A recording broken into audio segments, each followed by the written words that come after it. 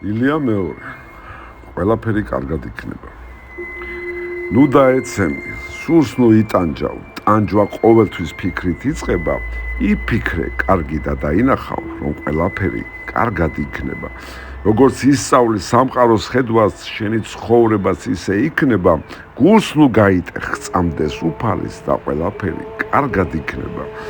ყველა უბრალოდ ღელვა და შიში განა ვერ ატყობ რომ არ გიხდება, ნუ შიშობ, უფლის იწამე მარად და ყველაფერი კარგად იქნება.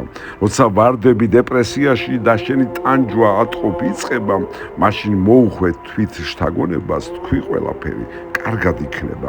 როცა გარწმუნონ შენი ღუპები, შენი სიცოცხლის წუთი ითვლება, წმენას მოუხმე და შენიხილა, რომ ყველაფერი კარგად იქნება. თუ ცოდვები გაქვს, სული დაეცი, ღმერთი არ გტოვებს, შენსკენ იხრება, ის მოწყალია ყველა ცოდვილის და ყველაფერი კარგად იქნება.